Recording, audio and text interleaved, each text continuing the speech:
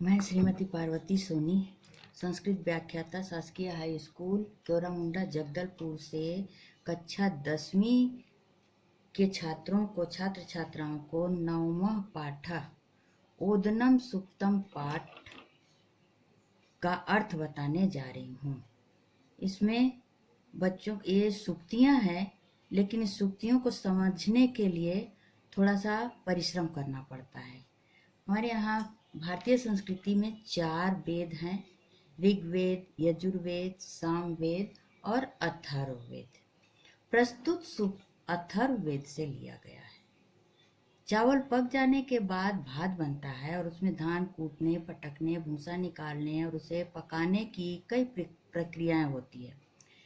इन सभी का रूपक अलंकार की सहायता से वर्णन किया गया है कि यज्ञ करने वालों को इस भात के माध्यम से सभी लोगों का सुख प्राप्त हो जाता है, यह कहकर उसकी महिमा बताई गई है।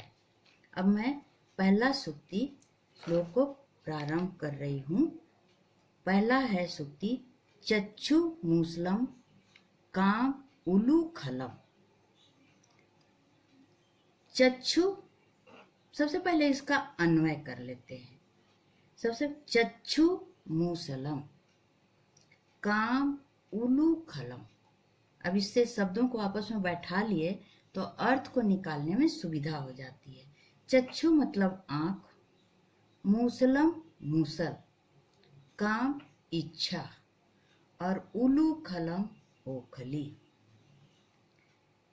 अब इसका अर्थ है चक्षु मूसलम। चक्षु यानी आंख, नेत्र, मूसल और इच्छा है ओखली। ओखली और मूसल को तो जानते होंगे, प्राचीन काल में इसका प्रयोग होता था धान कूटने के लिए। तो चक्षु मूसल का काम करता है और मन की इच्छाएं जो होती हैं वो ओखली का काम करता है। अर्थात व्यक्ति की आंख रूपी मूसल से कामनाओं रूपी ओखली में बार बार मूसल से मारना है, यानी कामनाओं को नष्ट करना है। एक लाइन का अर्थ इतना सार गर्भित है: चक्षु मूसलम काम उलूखलम। चक्षु नेत्र, मूसलम मूसल, उलूखलम ओखली और काम इच्छा। तो चक्षु मूसल है और इच्छा ओखली है। व्यक्ति की आंख रूपी मूसल से कामनाओं रूपी ओखली में बार बार मारकर उसे नष्ट करना है। दूसरा सूक्ति है: दीति सुरपम अदिति सुर्पग्राही वातो पावनिक। दीति सुरपम अदिति सुर्पग्राही वातो पावनिक। इसका भी अन्वय पहले वैसे ही करते हैं। अन्वय: सुरपम दीति, सुर्पग्राही अदिति, अपावनिक वातः। अन्वय करेंगे: सुरपम दीति, सुर्पग्राही अदिति, अपावनिक वातः। दीति असुरों की माता। दीति जो है असुरों की माता, और सुरपम सुप, सुरपम सुप, सुरपम में फिर अलग गया अदिति। अदिति देवों की माता। अपावनिक व अपावनिक भूसे को अलग करने वाला। वातः वायु, मतलब दीति, दीति क्या है? असुरों की माता।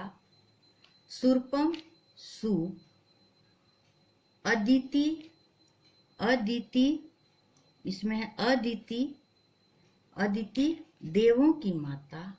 अपावनिक भूसों को अलग करने वाला।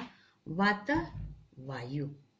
अर्थ हुआ इसका: सूप है दीति, जिसे चावल फटकते हैं, वह है सूप। सूप से चावल, धान, ये सब का कचरा बाहर निकालते हैं, उसके छिलके को उड़ा करके निकालते हैं। तो सूप दीति है और सूप पकड़ने वाली कौन है? अदिति, यानी देवताओं की माता। और भूसे को चावल से अलग करने वाली है वातः, हवा। ये थोड़ा कठिन है, लेकिन शब्दों का मैं अर्थ इतने बार बता रही हूँ और शब्दार्थ के साथ, अन्वय के साथ, बच्चों को अच्छी तरह से समझ में आ गया। दीति, दीति क्या है? असुरों की माता। सुरपम, सूप। अदिति, देवताओं की माता। अपावनिक, भूसों को अलग करने वाला। और वात, वाता मतलब वायु। तो सूप है दीति, सूर्पम दीति। सूप जो है दीति है, और सूर्पम ग्राही, सूपा को पकड़ने वाली अदिति है। और भूसे से जो चावल अलग होता है, अलग करने वाली हवा है। 2 सूक्ति हुआ। अब तीसरी सूक्ति का अर्थ इस प्रकार से है। तीसरा, अश्वा कणा गाव तंडुला मस्का तुषा। अश्वा कणा गाव तंडुला मस्का तुषा। अन्वय, कणा अश्वा, कणा अश्वा। तंडुला गाव, तंडुला गाव। तुषा, तुषा मस्का। सब पीछे वाले शब्दों को आगे करेंगे, तब वो उसका अन्वय होगा। अन्वय कर लेने से उसके अर्थों को बैठाने में सुविधा होती है। पहला अश्वा कणा, अश्वा कणा गाव तंडुला मस्का तुषा। अन्वय किए, कणा अश्वा, कणा अश्वा। तंडुला गाव, तंडुला गाव। और तुषा मस्का। इसका अर्थ है तंडुला चावल, तंडुला मतलब चावल। मस्का मच्छर, मस्का मच्छर। तुषा भूसा। अश्वा घोड़े और गाव गायें। अर्थ होगा, चावल है गाय रूप, तंडुला जो है वो क्या है? गाव। चावल है गाय रूप, उसके कण हैं अश्वरूप, कणा अश्वा, उसके कण हैं अश्वरूप। और भूसा क्या है? और भूसा है मच्छर है अश्वरूप। फिर से, चावल है गाय रूप, उसके कण हैं अश्वरूप, भूसा है मच्छर रूप। तीनों के रूप अलग अलग हैं। फिर से एक बार, कणा अश्वा, अन्वय फिर से करें। कणा अश्वा, तंडुला गावा, तंडुला गावा। तंडुला गावा, स का उच्चारण विसर्ग में बदल गया। और तुषा, तुषा मस्का। तो तंडुला चावल, अर्थ फिर से लिख लें शब्दार्थ के साथ, पुस्तक में नहीं मिलेगा। तंडुला चावल, मस्का, मस्का मच्छर, और तुषा भूसा। अश्वा घोड़े, गावा गाय। चावल है गाय रूप, गाय के रूप में चावल को माना गया है। उसके कण हैं, छोटे छोटे जो चावल के कण होते हैं, वह है अश्वरूप, और भूसा है मच्छर रूप। अब 9 सूक्तियां हैं इसमें, जिसमें मैं केवल 4 को ही आज बताऊंगी, क्योंकि इसको बहुत ध्यान से पढ़ना पड़ेगा। इयमेव पृथ्वी कुंभी भवति, इयमेव पृथ्वी कुंभी भवति। राध्यमानस्य ओदनस्य धौर्पिधानम। इयमेव पृथ्वी कुंभी भवति।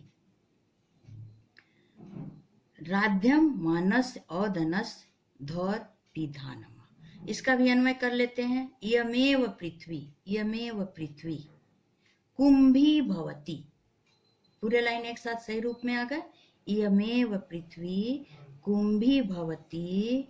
राध्यमानस्य, राध्यमानस्य ओदनस्य धौ अपि धानम, धौ अपि धानम। अन्वय हो गया इसका। अब पहले इसके एक एक शब्दों का अर्थ निकाल लेते हैं।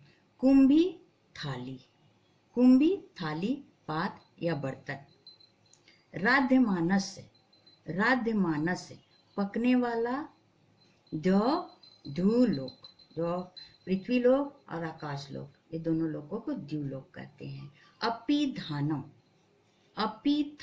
द्यूलोक अपिधानम। अपिधानम मतलब ढक्कन।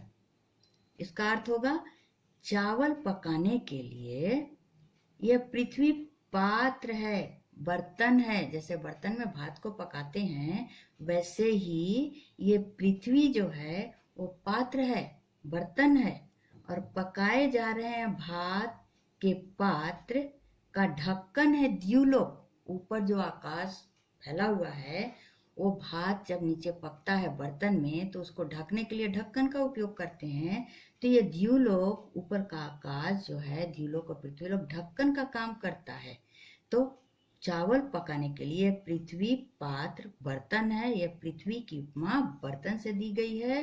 और पकाए जा रहे भात के पात्र को ढक्कन से द्यूलोक और पृथ्वीलोक को द्यूलोक मान करके उसके ढक्कन के रूप में माना गया है। अब 4 सूक्तियों के बाद कल या अगले क्लास में मैं 5वां से लेकर 9वां तक सूक्तियों का अर्थ बताऊंगी। बच्चे थोड़ा इंटरेस्ट लेकर के इसको पढ़ेंगे। और जो बच्चे पढ़ रहे हैं उसको बहुत बहुत धन्यवाद, क्योंकि पढ़ाई में मन लगाना पड़ता है।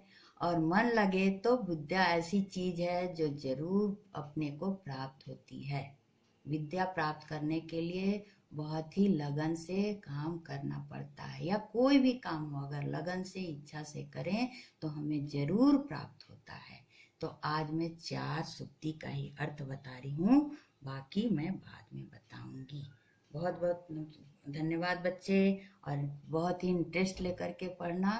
और फिर आज मैं बंद करती हूँ। बाय।